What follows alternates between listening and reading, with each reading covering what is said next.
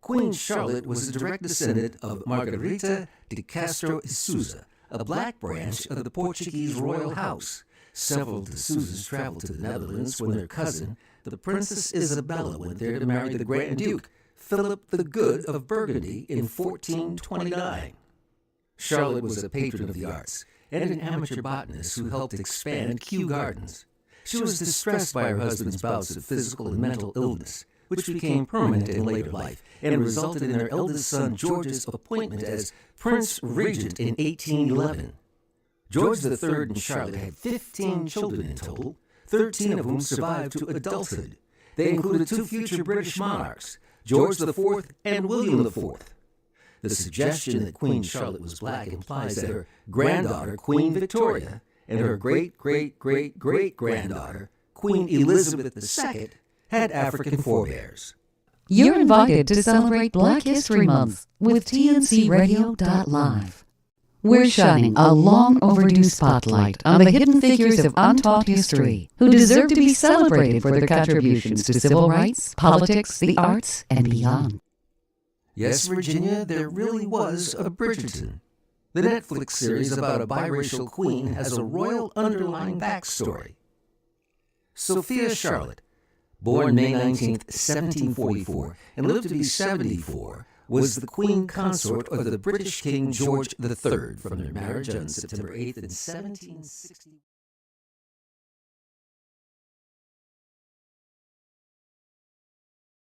And in Wisdom, the fastest growing community radio station in Kansas City, Missouri. We're also an internet radio station as well, too. You can check out this broadcast numerous ways. You can hit us up on Facebook, Twitter, Twitch, YouTube, and I know I'm missing one. TuneIn Radio. Type in KUAW and we'll pop right up. If you look at the social media outlets, you'll be able to actually see this show as well, too.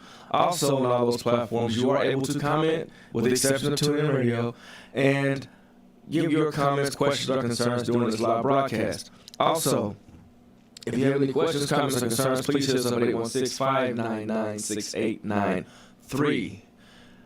So, I'm glad to be back here at KUAW with you all today because I have a broadcast for you. And this broadcast was inspired by my students.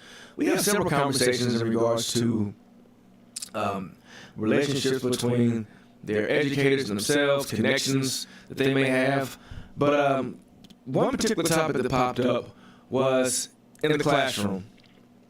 And I made the comment that when parents drop their kids off to school, it's the teacher's job to then pick up that torch and take on the role of parental guidance during that time period.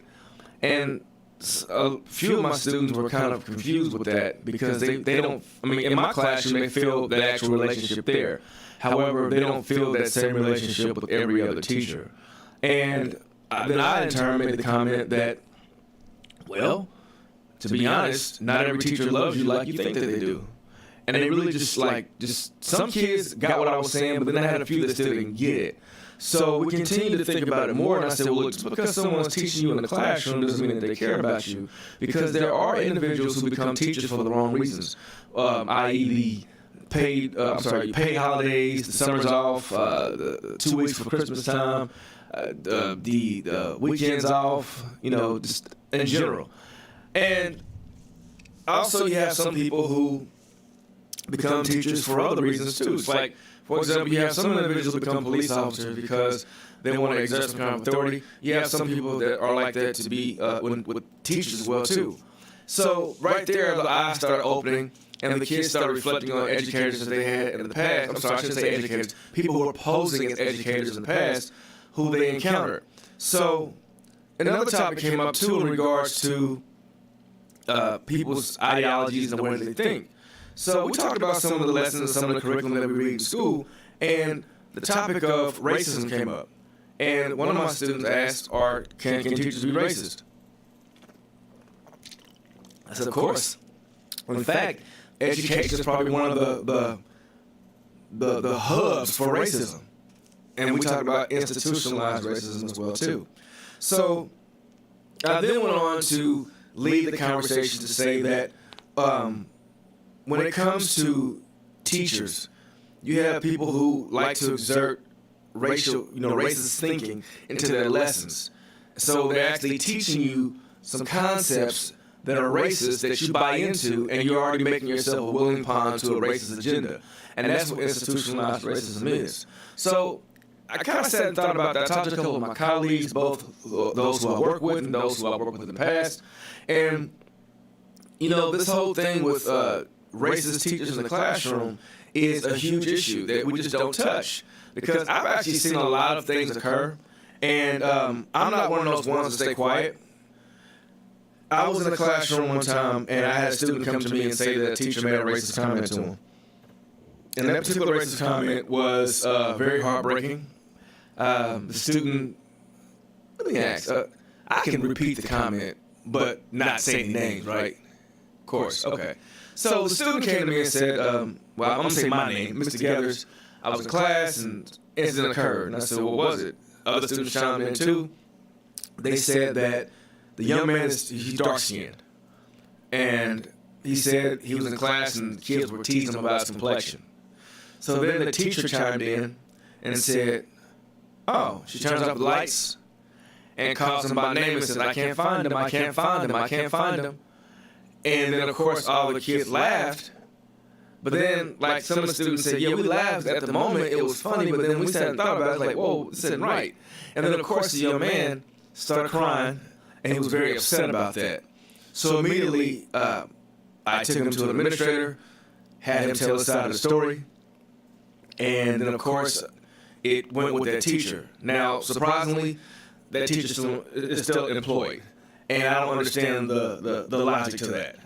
Matter of fact, well, I'm not going to get into any of the personnel issues, but it just really floored me that there was no full-out consequence, because it's an extreme issue. I mean, now we have, and when stuff like that goes unchecked, we now see situations where we have teachers saying even more extremely racist things, like actually saying certain names and words that they shouldn't say to kids in front of kids. So with saying that, I want to give this checklist to individuals who are in the classroom and they want to do a check. This is becoming an anti-racist educator check. You all got to do yourself check. Now, when I say anti-racist, I'm not saying you're racist. I'm saying some of the things you might say or do may come off as racist. One of my colleagues made a comment and said that a lot of people use bullying for ignorance in regards to dealing with racial issues. So first off, let's go ahead and just jump right into it. Anti-racism is the active process of identifying and eliminating racism by changing systems, organizational structures, policies and practices, and attitudes so that power is redistributed and shared equitably. I like that last word, equitable. Being equitable is what you want. You don't want fairness. You don't want the same. You want equitable. That's what you want. So, and this definition came from the National Action Committee of the Status of Women in International Perspectives and Women in Global Solidarity. Shout out to Women's History Month and Irish American History Month too. So, and this definition really, when it says, when I read the definition, it reminded me of a school system. Because in a school system, you have, the school system itself is a system. You have organizational structure, you have policies, you have practices, you have attitudes, and you have power. You have all that. So, with saying that, this definition, in my opinion, really focuses on the whole school concept. Because schools are some of the most racist entities out there. And if you don't believe me, I want you to look at your school setting. I want you to look at all your classified employees. And when I say classified, those are people who aren't teaching, like your bus drivers, your cooks, your interventionists, your cafeteria workers, your paras. Those individuals are your classified. Certified is your principals, counselors, superintendents, teachers. More than likely, depending on where you go, the majority of your classified staff is typically white or white female. And your, certified. Yeah, particularly white female majority. classified predominantly black. And that's a problem. Because especially if you have a classroom or a school building and the majority of kids are either multicultural or black or African descent, and the majority of your staff is white, that's a huge problem. I have to, go ahead and quote Brother Cornell with the block and say, he always says representation matters. And representation does matter. And if that's not being represented in your school system, how are those kids going to function?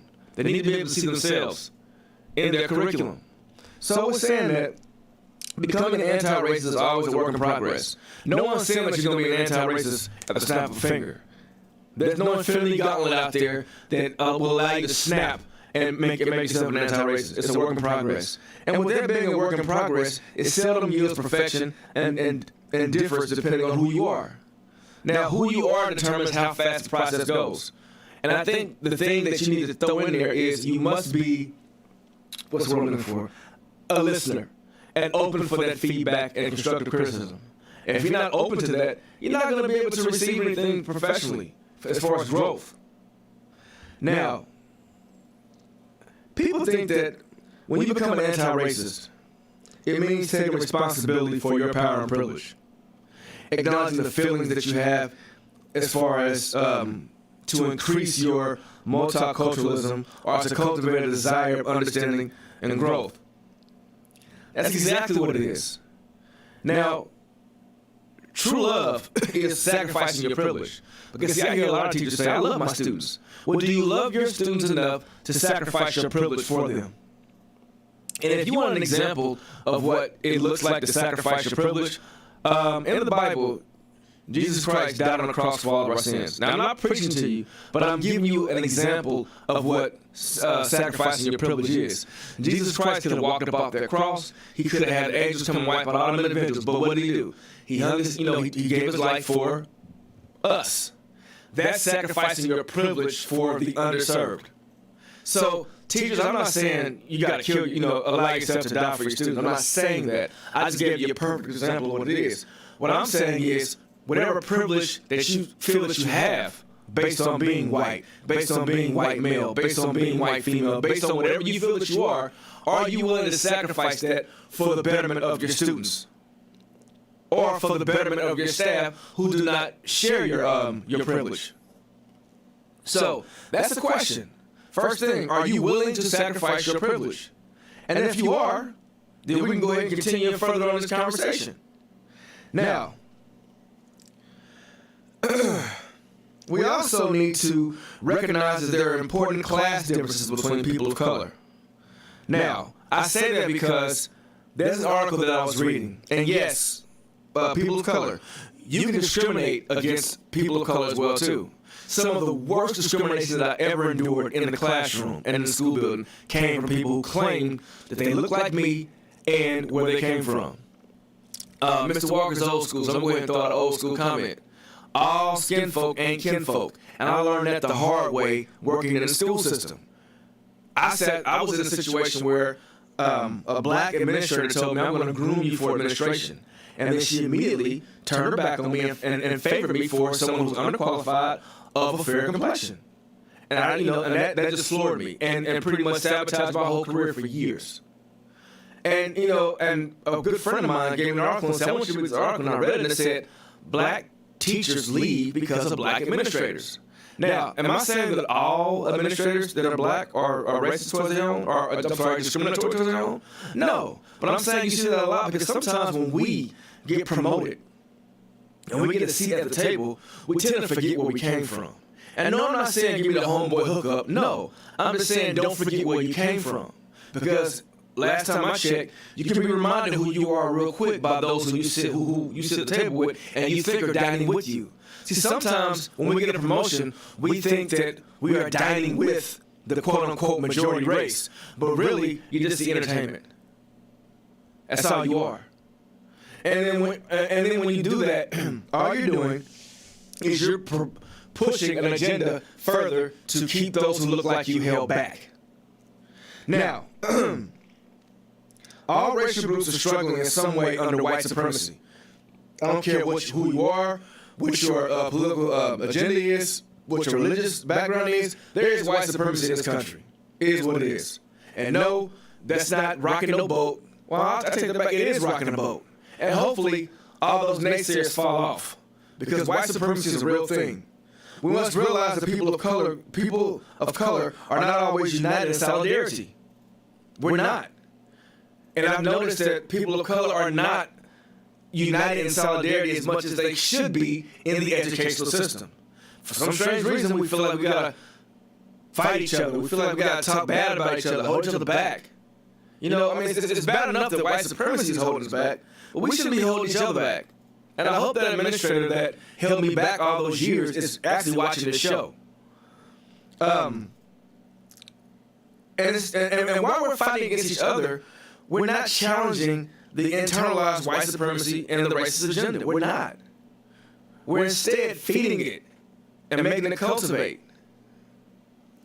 Now, becoming an anti-racist means having an anti-racist agenda. Now, we know that there is a racist agenda, and that racist agenda is to push forth white supremacy. Now, when I say white supremacy, I'm not saying all white people. No, there are a lot of white people in my career that I've worked with that have been strong allies of me being a teacher and students of color being in the classroom. I work with several of them, and I've shouted them out several times on the air. And they actually sit there and they tell students, yes, there's a racist agenda going on, and we're going to get through it. So we're saying that you got to have an anti-racist agenda. An anti-racist agenda offers understanding of an explanation of race, racism, and particular racial formations that develop in and around the classroom or program in question. So we're saying that it defines and explains the particular realms of experiences that both individuals and groups find themselves involved in involved in regards to that school building or that particular classroom. So first of all, as my dad would say, peep it, and then do what you gotta do to get rid of it. But see, that's the thing though. You have people that will acknowledge the racist behavior, but those same people won't have the courage to push forth and stop it. Claim a good example of this. There are white teachers who allow black students to say the N-word to each other. Why? Now, a student referred to me as that one time. And the student was new to the country.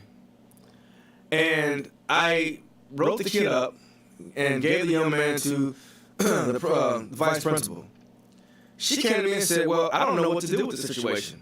She said, because black people use that word all the time with each other. I said, excuse me? I said, I'm not just any black person that you think you know of. I'm a professional. This kid used a racial slur towards a staff personnel. You're gonna do nothing about it because of what you think. That's a stereotype. And with that, I ended up talking to the student, and he told me, he said, sir, I actually, I thought that word meant black male. Because he was like legit straight new to the country, and he saw people of color use that word all the time. And black people, we gotta stop using that word, for real. Like I was telling a student today, when you crack the door and allow certain things to come in, things that shouldn't come in will blow the door wide open and just run all up in your room. So what am I saying about that? If you allow certain people to call you that name, don't be surprised if that door opens up wider and folk who you don't want to call you that name calls you that name. But I have another show working up now, why black people shouldn't use the N-word. That's coming up soon, so I don't want to spoil that. But we're saying that your anti-racist agenda, you got to discuss how racism tends to be a part of the structures and the mechanisms of the grading of writing in the classroom, teacher feedback, and the ways the schools admit and place students in the classrooms. Now I'm going to stop right here, because all this right here is a show by itself. Now, first off, it says mechanisms of grading in the classroom. I remember I was, when was this? Shucks, I was in high school. And this whole Ebonics thing came out. And I said, what is Ebonics? And man, you know what? I love my dad to life because he is so up on game. And I talked to him about it. He said, son, that's some I'm not going to repeat verbatim what he said because, I don't want to get shut off. But he said, that's a mess. He said, how you going to sit up here and say it's Ebonics, but white people talk like that too? And I looked at him and said, son, think about it. When they brought those Africans off the ships, who did they hear talking like that? Who did they develop their language from? If you go down to southern towns, who talk like that too? There's no difference. But they're trying to say that this is how you speak. Son, I don't speak like that. You don't speak like that. So why are they saying that's how you speak? They are teaching people how you speak. And he said, how you allegedly speak. That's to pigeonhole you. So you're going to teach me how you think I should speak, but you're not going to teach me the professional way to speak? So think about that. You got kids in school right now learning Ebonics. Okay, quote unquote, or the Black English vernacular. And the fact that they're learning that, you're not teaching them what's presentable in jobs. They're not speaking that type of language or that verbiage in Fortune 500 companies, in educational systems, in the medical field. They're not. In the police department, they're not. So you're setting our kids up to fail. I had this man sit up here and tell me, and by the way, he's an educator as well, too. He said, you can't have both, Black History Month or Ebonics. I said, hold up, man. I had to catch myself. How can you sit up here and tell me one thing is designed to educate people in regards to my culture, and the other is designed to tear down the education that the previous is set up to do? So you want me to set up, so you're choosing me to pick between salvation and damnation? Cultural salvation and damnation? No, you crazy. And he said, yeah, you're right. I said, no, man, you just revealed your true self to me. So then I sat there, and I was in a college class. Same thing popped up. I said, excuse me, professor. Okay, we got a Black English vernacular that you're teaching us. Is there a white English vernacular? Is there a Chinese English vernacular? Is there a Spanish English vernacular? Is there a French English vernacular? She said, no. I said, so why are you just so why is there a Black English vernacular and not everything else like that? And if there is, I'm sorry, and if there isn't, why is this designed? She said, well, I want you all to understand how Black people talk. I said, ma'am, I've been a Black man all my life. And I don't talk like that. I said, what you're teaching us is what they have on minstrel shows. What you're doing right now is a reflection of what went on in the minstrel shows when white folks portrayed us and tried to give us their culture. Give us their sidebar version of our culture.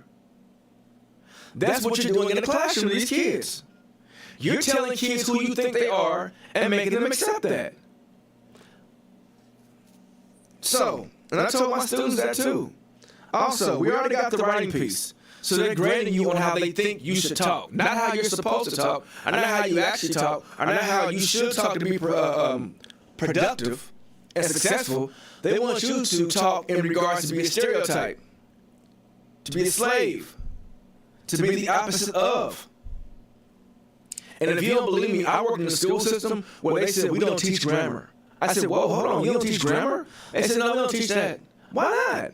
They said, well, we don't want to focus on that. So you mean to tell me that you have kids who don't know grammatical aptitude and you're still promoting them on to other grades? That's ridiculous. And in that school district, predominantly kids of color. But their counterparts who are of a different shade of complexion and a different zip code, they're getting the skills they need to be successful. See, in the urban core, or where there are students who are of multicultural descent, they're taught to the test. But predominantly white schools are taught to be successful. See, when it comes to people of color, you teach us, but you educate white kids. When it comes to people of color, you tell us, we got to get a job. But you teach white kids to get careers. You know what JOB stands for? JOB is a backronym for just over broke. So you're teaching us to still struggle and be subservient. Whereas our white counterparts are being taught to be the ones who run the businesses. That's not equitable. It's not. Also, it says here, teacher feedback. Now, when you get feedback, your feedback needs to be productive to where the student can build upon their craft, not tearing down. I've heard comments made to students in regards to who they are. I mean, it's crazy. I mean, you're going to sit up here and grade a kid based on their culture. Now, for example, there are some things that you see on standardized tests that you can tell if they're gearing the test towards a particular culture. You know that for a fact. So you're grading a kid. Are you giving a kid a feedback on something they don't know? They never experienced before? How's that equitable? It's not. That's like telling a fish, hey, I'm going to grade you on how to climb a tree. And based on how you're shaped and how you have your gills and everything, if you can't climb that tree right, I'm going to give you feedback on why you can't climb that tree right. Well, I can't climb the tree. I have fins and gills. I'm in a bowl. But you still get negative feedback based on who you are. The job that they have you doing is not equitable. I say it all the time. You giving someone with Spider-Man powers a Superman job. How can they succeed in that? And then because the world blows up, oh man, you messed up. No. Also, the way the school admits and places kids in the classes. Come on now. I want you to look at your SPED program and look at your gifted program. In your gifted program, for the most part, I'm not speaking about every school, but for the most part, white kids are in the gifted program, predominantly white female. In your SPED classes, predominantly black males. Think about how they admit them. I've seen just because the girl's quiet and she can read, put her in a rich class. What? Now, I've had situations where there are kids who had higher reading scores than the kids in the rich classes, but they did not admit that kid. And for the most part, I'm not saying it's because the kid's black. However, every time I try to get a kid admitted, it's because they're black. I'm sorry, every time I try to get the kid admitted, and they were denied because of some strange loophole, they were black kids. I've had black kids who scored proficient on the math test, advanced on the math test, reading high school levels, can write on a high school level, and they weren't admitted. However, when you look in rich class, oh wow, that kid shouldn't even be there. But yet and still, I mean, you don't want that happening. And also, think about this too. Your teachers of the enriched class, what do they look like? Now, I'll admit, I taught the enriched class once. And when I did, it was rolling. But you know what? I'm going to tell you the same exact thing I tell my students. They hate seeing me teaching, period. I'm a black male English teacher. They hate that. I'm a black male English teacher who's published. Not once, not twice, but 3 times. I'm not bragging, but I'm saying I have strong credentials to teach English and reading. But for some strange reason, they make it hard. It's made hard. Everywhere I go, it's hard. And that's how, and that's what it is. But back to the whole classroom situation, though. In the classroom, we do our kids a disservice because based on who they look, what they look like, who they are, we like to make the decision for them on where they need to go. And when you have a kids, look at that. What are they gonna say? All black kids are sped and all white kids are gifted. Sounds to me like white supremacy. It does. That's what it looks like. If you only have a sprinkle of color in a rich class, you can't sit up here and tell me that if you have a predominantly black school building, your enriched class is predominantly white. That don't make sense. It does not. I think Percy Miller, you all know him as Master P. He said if it don't make dollars, it don't make sense. It don't. It does not. It does not. That's like a cat winning the Westminster Dog Show. Doesn't make sense. Also, it says what it values in writing and how those values are related to a larger dominant situation. Now, what are kids reading? What are kids writing? Are they reading a curriculum that puts them in a positive light or a negative light? You got kids right now that is reading and writing essays and material and reading material that's a damnation of their culture. I have kids right now, before they came in our school building, one thing I will say is that our history department in our school building and a good chunk of our English teachers tell kids, your history did not start with slavery. You have a lot of kids who think that they're here because of slavery. No. There are a lot of people of African descent who do not descend from slaves. Now, I'm not saying that slavery is, something that you should try to hide. No, it happened. You triumphed from that. But you're not going to sit up here and have these kids thinking that their history started with slavery. All slavery did was interrupt our culture. That's all it did. It didn't do anything else. It interrupted our culture. It's not the defining moment of your culture. Because last time I checked, there are religious texts and historical texts and monuments that show we've been here way before any form of Americanized enslavement. Okay, when it comes to race and racism, the anti-racist work, it is important that everyone feels safe, but equally important that many also feel uncomfortable. So what that means is you gotta feel uncomfortable. You gotta be safe to feel uncomfortable. Because you cannot grow unless you step out of your comfort zone, get uncomfortable, and enlarge your territory. But at the same time, make it safe for people to be uncomfortable to learn. It's only through discomfort, and sometimes pain, and sometimes suffering, that we grow and develop and change for the better. There's no progress without pain. You will have to have those difficult conversations. Not that critical race theory stuff to say, you know what, I'm not going to say certain things and make certain people feel bad. No, you got to get uncomfortable to get comfortable. I told people I work with, y'all got a problem with black men teaching. Y'all got a problem with black authority in this building. You do. Tell it. Because it won't get fixed if it's not being told. All right, practices that help us to become anti-racist. Now, we got to begin with a personal reflection. You got to sit back and think, what am I doing that may come off as racist? What am I doing that comes off as discriminatory? Because we all say and do things. Because I've seen teachers beat the mess verbally out of students of color. But when it comes to white students, they handle them with kid gloves. And they do the exact same thing, if not worse, than the kid of color. See, we got to assess our position. When you assess your position, this begins with the understanding of the forms of racism. And also know how those forms take manifestation. You got to understand white privilege. And for those willing to do a deep dive engaging with the critical race theory, that means going against it.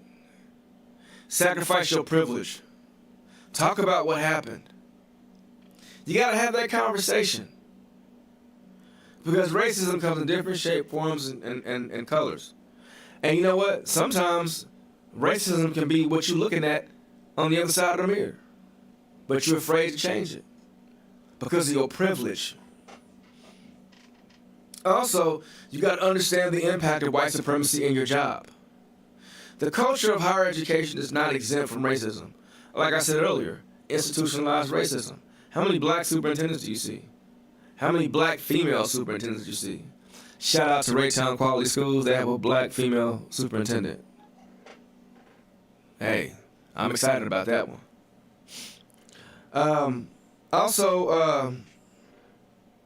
Let's see. It's important to understand that racism in its context is expressed in individual lives as well as particular institutionalized challenges. So, for example, me walking down the street, I can experience racism.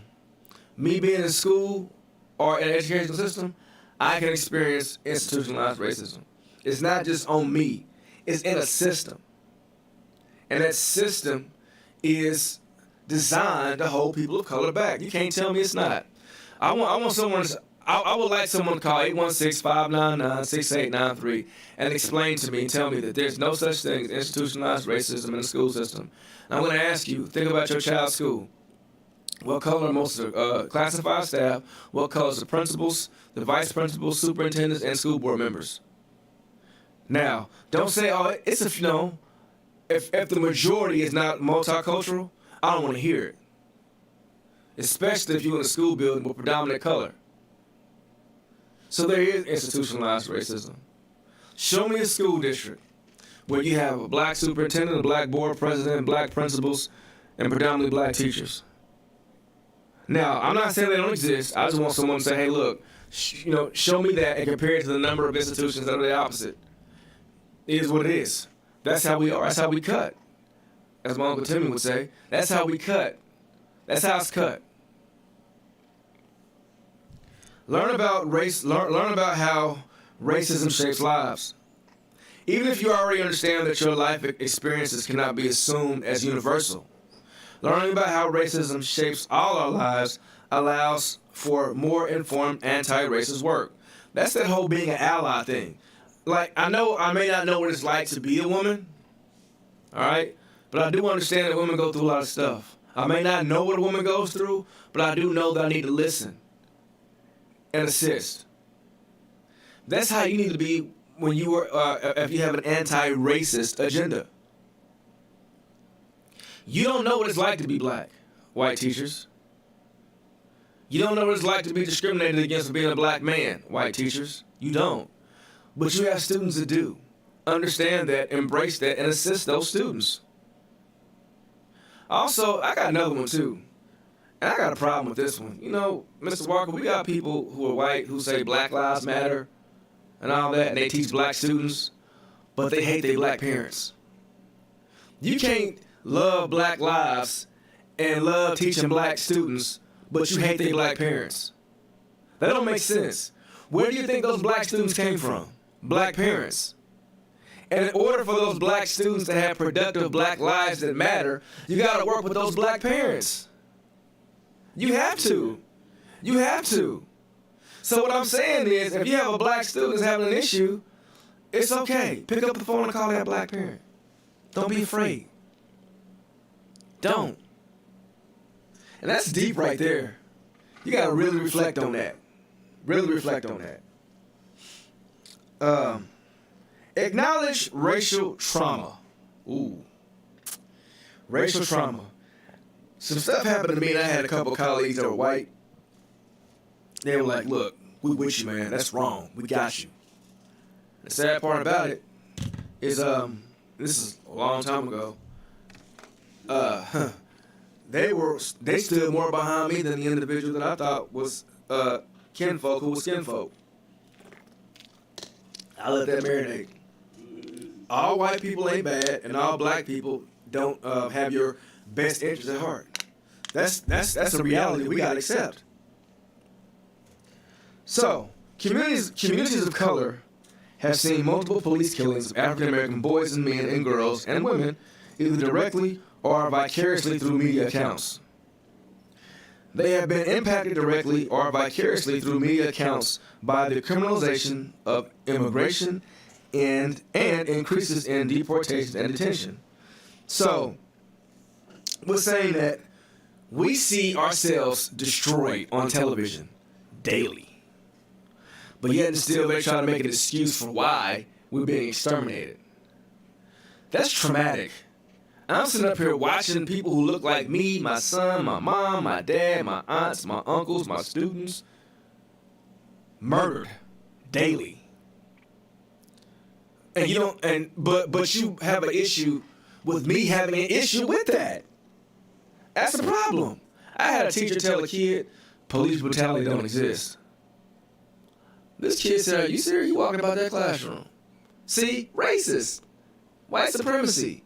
You're going to sit up here and tell this kid that police brutality don't exist, and George Floyd just got killed by a police officer while 3 other cops watched? Just because it don't happen to you doesn't mean it does not exist. It's that simple. We got to get out of that. That's that supremacy of privilege. Well, it never happened to me, so it don't exist. Well, that's something that comes out of the back end of a bull in regards to thinking. Okay. This also begins with the understanding of the forms that racism takes. We said again, understanding white privilege, and again, engaging with that critical race theory. Now, understanding white privilege and how it impacts communities of color is crucial as an early step in your path to anti-racism. You have privilege based on what you look like. I don't care if you're poor or rich, just because, hey, you have privileges for being white. You do. And if you don't believe me, I want you to ride down the street with 3 of your black friends and probably one of your Mexican friends and get pulled over and look at what happens. Make sense? Now, on the other side of that, I want you to look at all of my white brothers and sisters who actually marched with SNCC and King and who supported the Panthers and Malcolm X. Look what happened to them. They sacrificed their privilege, and they got the same, if not worse, than the individuals they were trying to ally themselves with. Get rid of that privilege. You cannot sit up here and actually help individuals with your privilege. Because when your privilege becomes threatened, you're going to make a choice. Hopefully you make the right choice. Also, how does your own identity shape with your teaching and relationship with students? See, we talked about bias one time, and some people say, I don't have bias. I don't have bias. Yeah, you do. Everybody got bias. Watch. Mr. Walker, what's your favorite color? Blue. He said blue. Mr. Walker, what's your favorite ice cream? No. Butter pecan. Butter pecan. Yeah, okay. Prince or Michael Jackson? Prince. See, those are all bias. Nothing wrong with that. Bias is your preference towards something. So for someone to say I don't have bias, you got bias. And don't sit up here and say you got racial bias, because guess what? I know a lot of white teachers who came to those to predominantly black schools and said, I'm here to make a difference. I'm here to save the world. But as soon as they got in that classroom and saw those struggles, they immediately left and went to wider pastures. I've seen several teachers that I work with leave to go to your Blue Springs, your Raymores, and Raymore, Peculiar, y'all got some problems. And Beltons, okay? Grain Valley. Now, I'm not knocking those schools, but don't sit up here and talk all that stuff. But then when you have an issue, you automatically leave and go to schools where there are not that many black students because you feel that the black students were the problems. You see that a lot. So when I say that, think about your biases. We all have biases. We do. One teacher said, I'll admit it, I'm more biased towards women than I am to men. Now, she peeped that, and she said, you know what? I need to fix that. Because when I deal with male students, I shouldn't come at them as if I'm preferring a female student over them. Now, acknowledging the problem and saying you're trying to fix it, that's a step. That's a huge step. Think about your position as an ally. Now, you being an ally, is it difficult? I hope it is. It will be difficult being an ally. It'll also be a difficult choice. But at the same time, it should be a difficult choice. I'm sorry, it should be an easy choice, but with a difficult consequence. Yeah, I should say that. Because, about that situation when one particular school was playing against another particular school. Can I name that school? The one that's being racist? I can do that, can't I? Schools, yeah, probably not bad. Okay. Well, it was a Raymore school. And they used certain racial epithets towards a white male coach. They called him a blank lover, as well as his players. Now, that man was an ally. He told his students, I'm getting y'all out of here because it's not safe. Let's go. Got those boys on that bus and drove off. And if you don't believe me, I spoke to other teachers. Oh, yeah, I know exactly about that. But then still, we still play against this particular school system. I can't grasp my mind around it. I tell my students, look, y'all, we going to Raymore. Hey, they don't like us. I mean, and I would have this conversation with any individual who works in a Raymore peculiar school district.